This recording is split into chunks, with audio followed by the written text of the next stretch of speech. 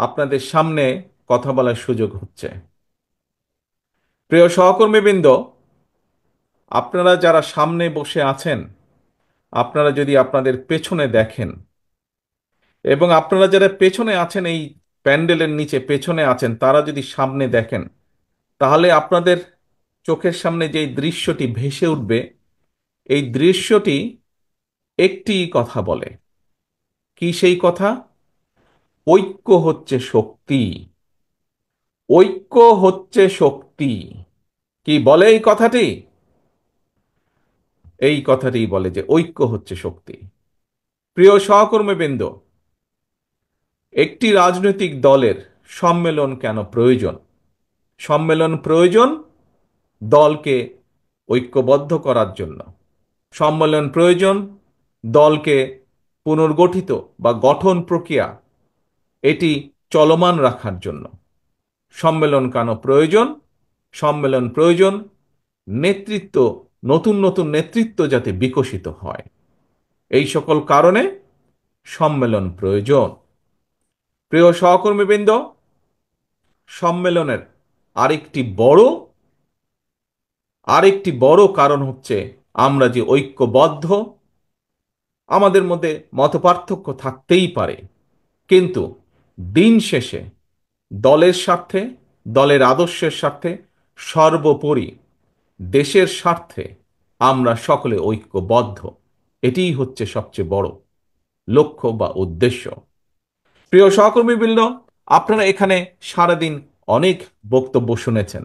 আমি চেষ্টা করব আমার বক্তব্যে সেই কথাগুলোতে ফিরে না যেতে, বরং আমি চেষ্টা করব আপনাদের সকলকে একসাথে নিয়ে সামনের দিনে সামনের দিনে যাতে বাংলাদেশ এগিয়ে যেতে পারে, আমরা যাতে সামনের দিনে বাংলাদেশকে এগিয়ে নিয়ে যেতে পারি, একটি সুন্দর ভবিষ্যতের দিকে এগিয়ে নিয়ে যেতে পারি। সংক্ষেপে আমি সেই কথাগুলো আপনাদের সামনে তুলে ধরতে চাইব। প্রিয় সহকর্মীবৃন্দ, এই মাত্র কিছুদিন আগের কথা, মাত্র কিছুদিন, 6 মাস, 7 মাস, 8 মাস আগের কথা। আজকে এখানে যারা আপনারা উপস্থিত হয়েছেন, এখানে যারা আপনারা বিএনপি সম্মেলন উপলক্ষে বিএনপির বিভিন্ন পর্যায়ে, ব্রাহ্মণবাড়িয়া জেলার বিভিন্ন পর্যায়ের নেতৃবৃন্দ আপনারা উপস্থিত হয়েছেন, কিছুদিন আগেও আমরা কি দেখেছি? বাংলাদেশে বাংলাদেশ জাতীয়তাবাদী দলের প্রত্যেকটি নেতাকর্মী সহ বিরোধী দল, অর্থাৎ যেই স্বৈরাচার কয়েকদিন আগে পালিয়ে গিয়েছে, এই স্বৈরাচারের বিরুদ্ধে যারা আন্দোলন করেছে, বাংলাদেশের মানুষের গণতান্ত্রিক অধিকারকে প্রতিষ্ঠা করার জন্য, বাংলাদেশের মানুষের কথা বলার অধিকারকে প্রতিষ্ঠিত করার জন্য, তথা বাংলাদেশের মানুষের রাজনৈতিক এবং অর্থনৈতিক অধিকার প্রতিষ্ঠা করার জন্য, সেই স্বৈরাচারের বিরুদ্ধে যত মানুষ প্রতিবাদ করেছে, প্রত্যেকটি মানুষকে নির্যাতিত করা হয়েছে, প্রত্যেকটি মানুষ হয়েছে অত্যাচারিত। কাজেই সেই অত্যাচার নির্যাতনের কথা আপনারা নিশ্চয়ই ভুলে যাননি, প্রিয় সহকর্মীবৃন্দ। এই অত্যাচার নির্যাতন শুধু ব্রাহ্মণবাড়িয়ার মানুষই নয়, ব্রাহ্মণবাড়িয়ার বিরোধী দলীয় নেতাকর্মী নয়, ব্রাহ্মণবাড়িয়ার বিএনপির নেতাকর্মী নয়, সমগ্র বাংলাদেশে বিএনপির যত নেতাকর্মী আছে, সকলে এই অত্যাচারের ভিতর দিয়ে, অত্যাচারকে ফেস করেই সকলে এগিয়ে গিয়েছে। প্রিয় সহকর্মীবৃন্দ, আজ যেই স্বৈরাচারের বিরুদ্ধে আন্দোলন করেছিলাম আমরা বিগত 17 বছর ধরে প্রায়, সেই স্বৈরাচার আজ পলাতক। স্বৈরাচারের মাথাটা পালিয়ে গিয়েছে, কিন্তু স্বৈরাচারের কিছু কিছু অবশিষ্ট এখনো রয়ে গিয়েছে বাংলাদেশে। এরা বিভিন্নভাবে মাথা চাড়া দেবার চেষ্টা করছে।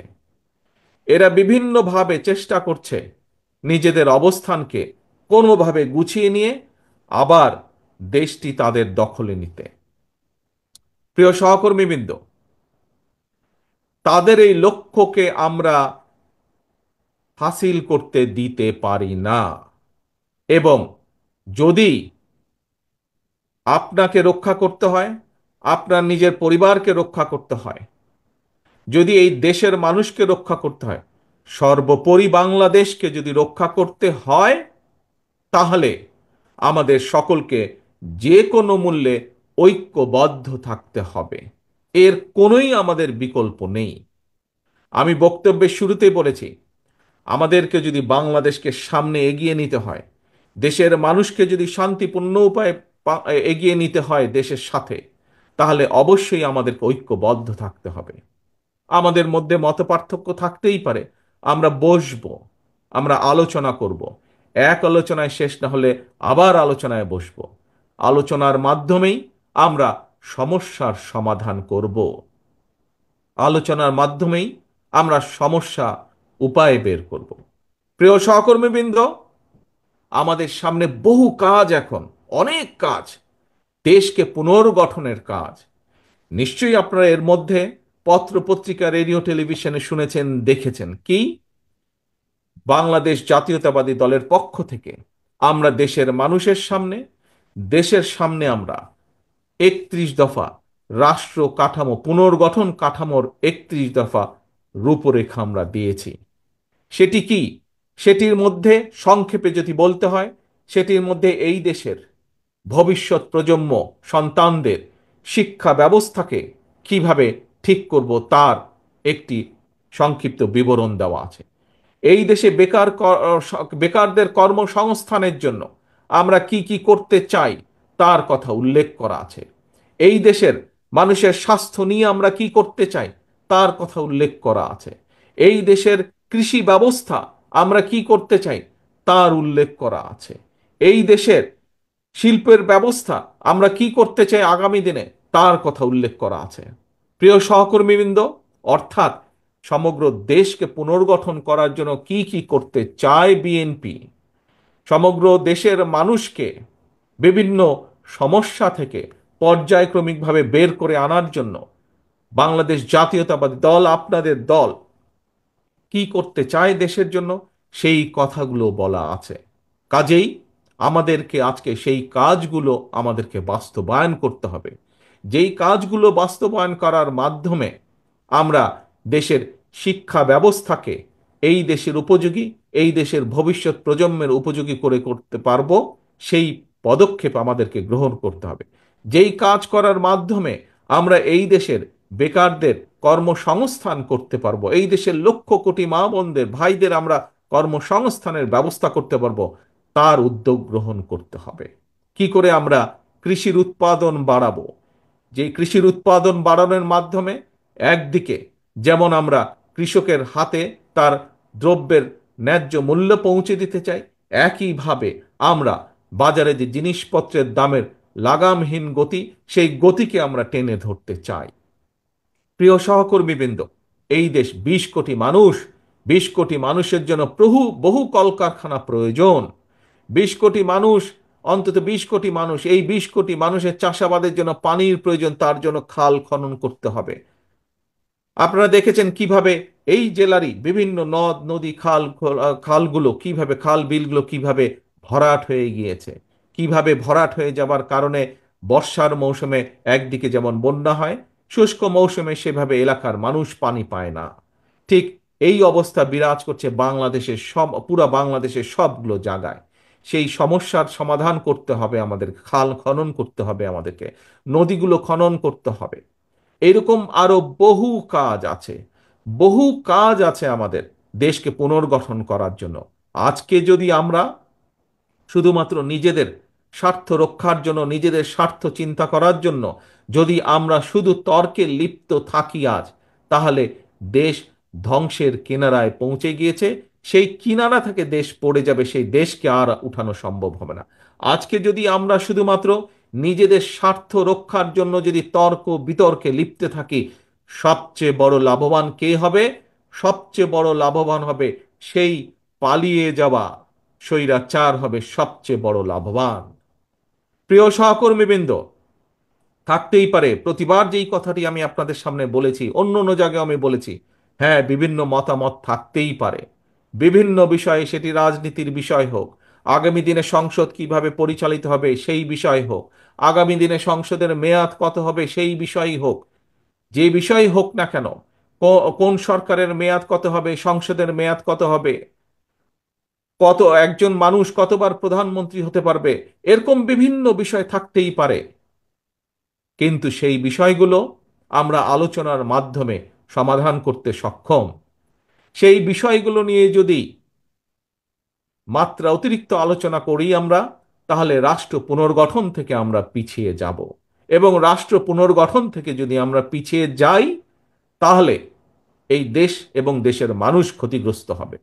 প্রিয় সহকর্মীবৃন্দ, একটি কথা, একদম সিম্পল কথা, সাধারণ কথা, কি পৃথিবীর যে কোনো গণতান্ত্রিক রাষ্ট্র যদি আমরা দেখি, তাদের মধ্যেও এরকম বিভিন্ন বিষয়ের বিতর্ক থাকে, কিন্তু দিন শেষে সেই বিতর্কর বিষয়গুলো তারা জনগণের উপরে ছেড়ে দেয় এবং জনগণের মতামতের ভিত্তিতেই সিদ্ধান্ত গ্রহণ করা হয়। অর্থাৎ বিভিন্ন মতামত বিভিন্ন ব্যক্তি বা দলের পক্ষ থেকে জনগণের সামনে উপস্থাপন করা হয় এবং জনগণের কাছে সেই দায়িত্ব দেওয়া হয়, জনগণ যেটিকে গ্রহণ করবে সেটিকেই গ্রহণ হিসেবে ধরে নেওয়া হয়। এবং সেটি করার উপায় কি? সেটি করার একমাত্র উপায় হচ্ছে নির্বাচন, জাতীয় নির্বাচন। সেটি করার একমাত্র উপায় হচ্ছে কি? বিভিন্ন জায়গায় বিভিন্ন সংগঠনে, যে সকল সংগঠনে নির্বাচনের নিয়ম আছে, সেই নির্বাচনকে অনুষ্ঠিত করা। অর্থাৎ জনগণের হাতে ভোটের মাধ্যমে সেই শক্তি ফিরিয়ে দেওয়া, জনগণের হাতে ভোটের মাধ্যমে সেই বিষয় সম্পর্কে রায় গ্রহণ করা।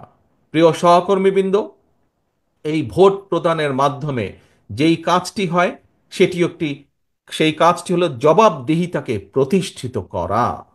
জবাবদিহিতা। আমরা এই যে বিগত 15 বছর কি দেখেছি? 15 বছর জনগণের ভোট দেওয়ার কোনো উপায় ছিল কি? জনগণের কি ভোট দেওয়ার কোনো শক্তি বা ক্ষমতা ছিল কি? কি ভাই ছিল? সেটি জাতীয় পর্যায়ে হোক অথবা সেটি যে কোনো পর্যায়ে, জনগণ কি ভোট দিতে সক্ষম ছিল বিগত 15 বছর? কি জনগণের ভোট দেওয়ার সেই ক্ষমতা ছিল না। জনগণের ভোট দেওয়ার ক্ষমতাকে অস্ত্রের বলে কেড়ে নেওয়া হয়েছিল। এবং সে কারণেই আমরা দেখেছি অস্ত্র দিয়ে জোর করে রাতের অন্ধকারে, কখনো আমরা দেখেছি ডামি নির্বাচন, কখনো আমরা দেখেছি ভোটারবিহীন নির্বাচন, কখনো আমরা দেখেছি ভোট ডাকাতির নির্বাচন গত 15 বছরে। এবং সে কারণেই আমরা কি দেখেছি? সে কারণে দেখেছি আপনাদের এলাকায় উন্নয়নের নাম করে সমগ্র বাংলাদেশে বিভিন্ন জায়গায়, খোদ রাজধানী থেকে বিভিন্ন জায়গায় উন্নয়নের নাম করে সামান্য কিছু জিনিস মানুষকে দেখিয়েছে, কিন্তু এর বিনিময়ে লক্ষ কোটি কোটি টাকা, হাজারো কোটি টাকা বিদেশে পাচার করে নিয়ে গিয়েছে তারা। আমরা দেখেছি কি হয়েছে, আপনারা তার সাক্ষী, সমগ্র বাংলাদেশের মানুষ তার সাক্ষী। পত্র পত্রিকায় সেগুলো বের হয়ে আসছে। কোন রকম জবাবদিহিতা ছিল না বলেই বাংলাদেশের প্রত্যেকটি প্রতিষ্ঠানকে ধ্বংস করে দেওয়া হয়েছে। কোনো যোগ্য লোককে প্রতিষ্ঠানগুলো চালানোর সুযোগ, পরিচালনা করার সুযোগ দেওয়া হয়নি। শুধুমাত্র যারা তাদের দলীয় লোক ছিল, তাদেরকে দিয়ে বিচার ব্যবস্থা বলুন, বাংলাদেশের যে কোনো রাষ্ট্রের যে কোনো সংগঠন বলুন, যে কোনো প্রতিষ্ঠান বলুন, সেগুলো থেকে যোগ্য লোককে সরিয়ে দেওয়া হয়েছিল। এবং সে কারণেই বাংলাদেশের প্রত্যেকটি প্রতিষ্ঠান, রাষ্ট্রের প্রত্যেকটি প্রতিষ্ঠান ধ্বংস হয়ে গিয়েছে। প্রিয় সহকর্মীবৃন্দ, সেই শিক্ষাই বলুন, বিচার ব্যবস্থায় বলুন, নির্বাচনের ব্যবস্থায় বলুন, প্রত্যেকটি ব্যবস্থাকে আবার পুনর্গঠন করতে হবে। প্রিয় সহকর্মীবৃন্দ, এই পুনর্গঠন প্রক্রিয়া আমরা যত দ্রুত শুরু করতে পারব, রাষ্ট্র কাঠামোর এই পুনর্গঠন প্রক্রিয়া আমরা যত দ্রুত শুরু করতে পারব, দেশকে আমরা তত দ্রুত আমরা উন্নত করতে পারবো। এই পুনর্গঠন প্রক্রিয়া আমরা যত দ্রুত শুরু করতে পারবো, বাংলাদেশের মানুষের সমস্যার পরিমাণ ধীরে ধীরে আমরা তত দ্রুত কমিয়ে আনতে সক্ষম হব। প্রিয় সহকর্মীবৃন্দ, আজকে আপনারা যারা এই সম্মেলন উপলক্ষে এখানে উপস্থিত হয়েছেন, আপনাদের পরিচয় কি? রাজনৈতিক পরিচয়? আপনাদের পরিচয় হচ্ছে আপনারা শহীদ রাষ্ট্রপতি জিয়াউর রহমানের সৈনিক। আপনাদের পরিচয় হচ্ছে আপনারা দেশনেত্রী খালেদা জিয়ার সৈনিক। কাজেই অর্থাৎ দিন শেষে আপনাদের রাজনৈতিক পরিচয়, আপনারা বাংলাদেশ জাতীয়তাবাদী দল তথা বিএনপির একজন নেতা বা একজন কর্মী হিসাবে আপনারা এখানে উপস্থিত হয়েছেন।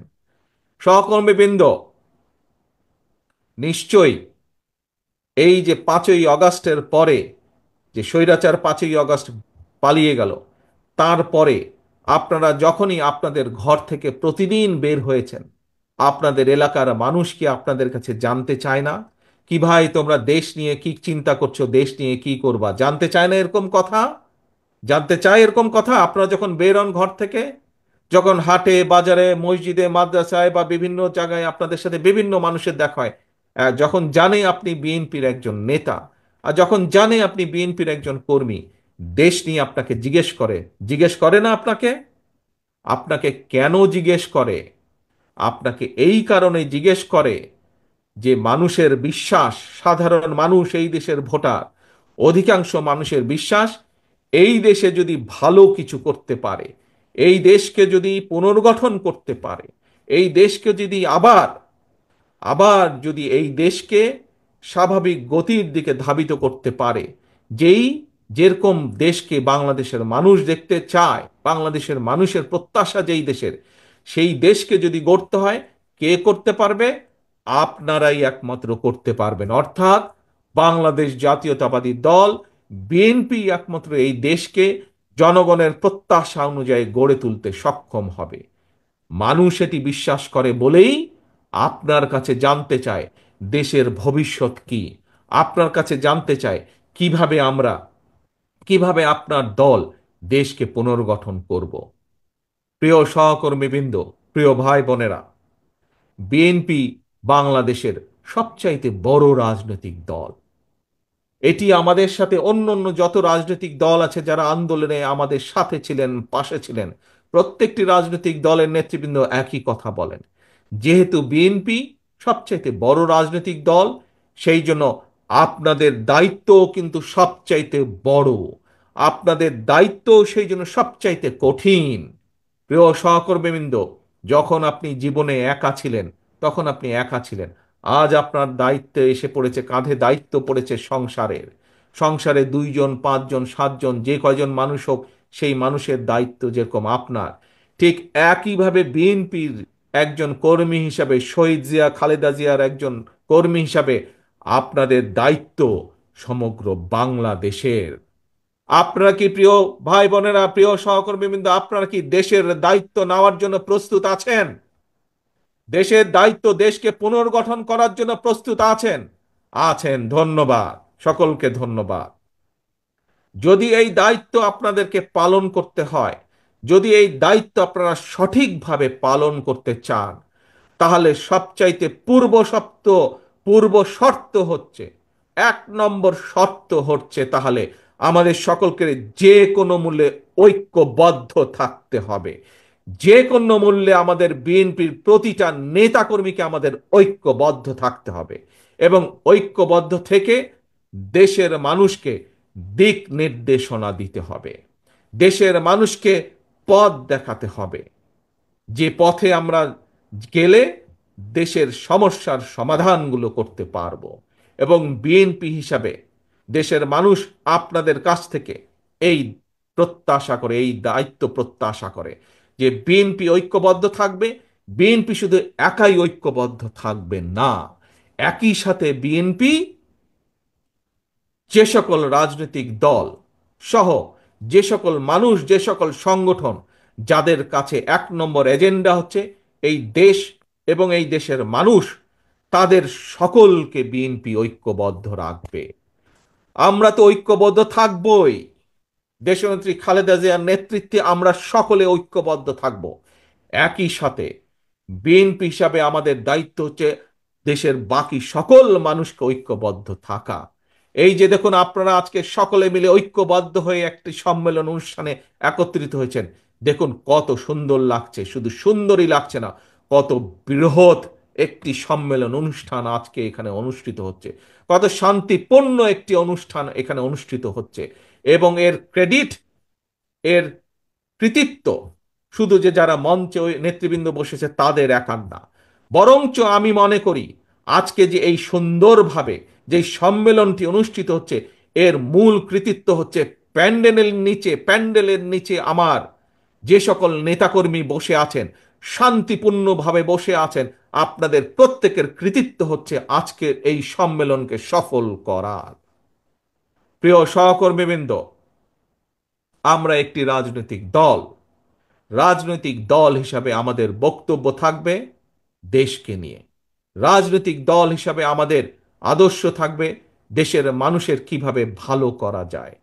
রাজনৈতিক দল হিসাবে আমাদের দায়িত্ব থাকবে দেশের মানুষের ভালো কিছু চিন্তা করা, সামনের দিকে এগিয়ে নিয়ে যাওয়া দেশকে। থাকতে পারে অন্য দলের সাথে আমাদের মতপার্থক্য, আমরা সেই দলগুলোকে সাথে নিয়ে বসবো, আলোচনা করব।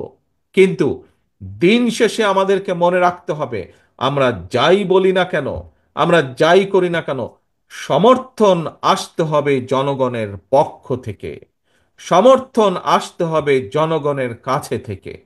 প্রিয় সহকর্মীবৃন্দ, সেজন্যই আমি বলি, সেজন্যই আমি একটি কথা বলি, আমাদেরকে থাকতে হবে জনগণের সাথে, আমাদেরকে রাখতে হবে জনগণকে সাথে। কারণ জনগণ আছে বলেই আমরা আছি। এই যে আমরা বলি বিএনপি এত বড় দল, কেন বলি এই কথাটি?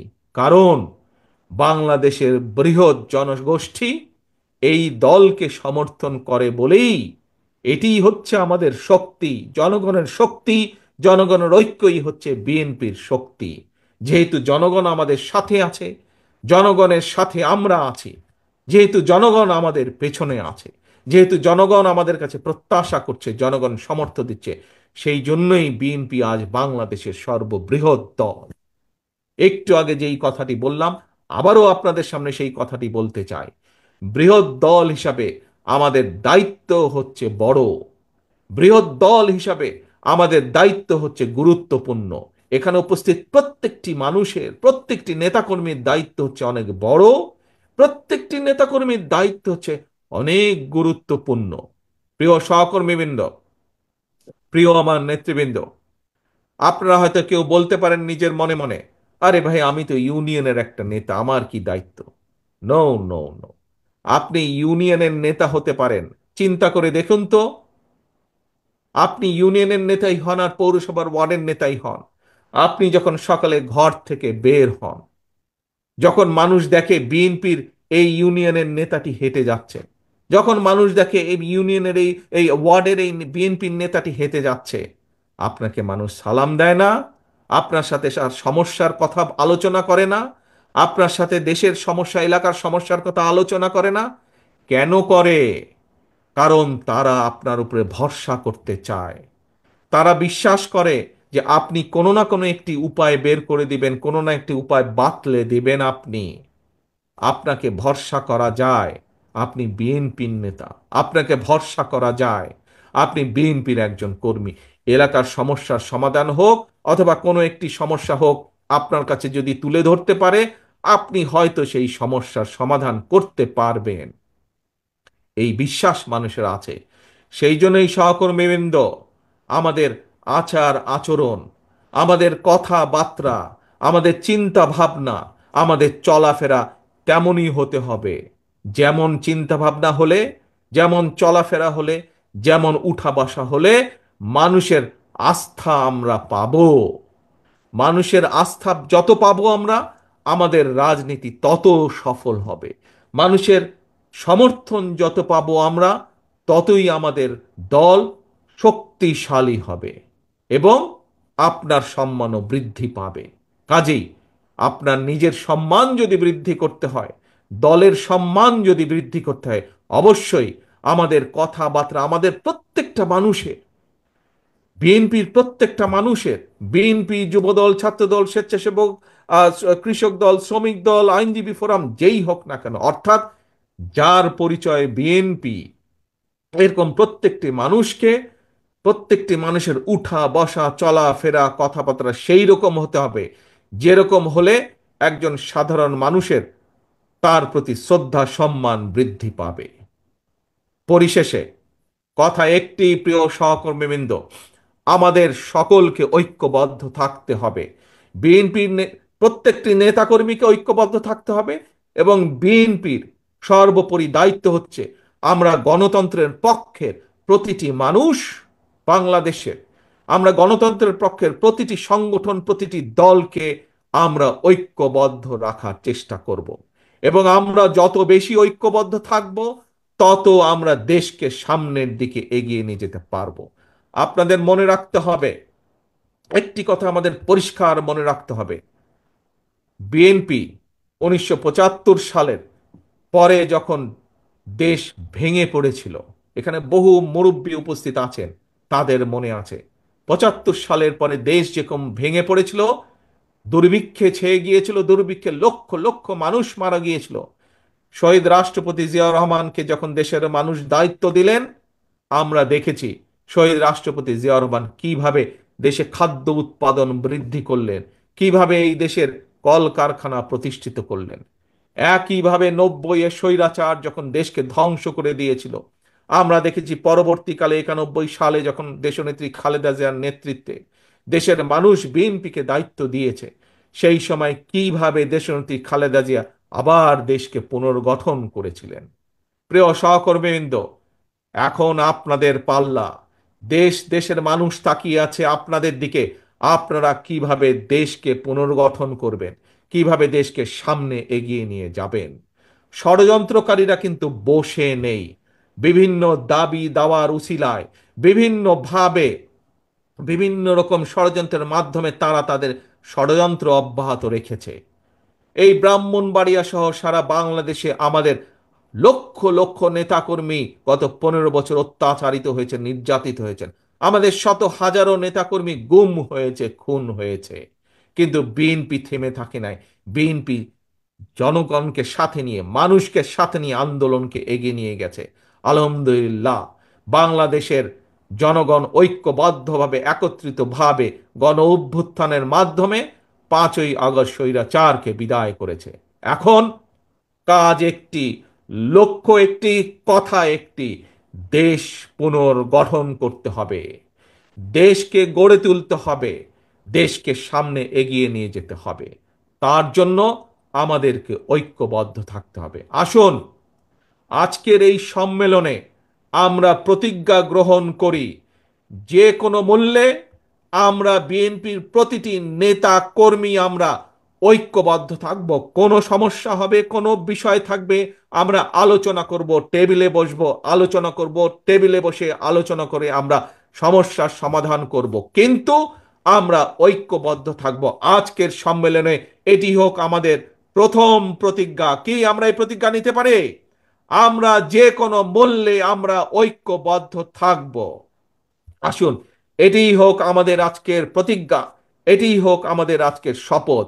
এবং আমাদের দ্বিতীয় শপথ হচ্ছে, যে কোনো মূল্যে ঐক্যবদ্ধভাবে বাংলাদেশের জনগণকে সামনে নিয়ে আমরা দেশকে পুনর্গঠন করব। আবার কি ভাই, দেশকে আমরা পুনর্গঠন করব?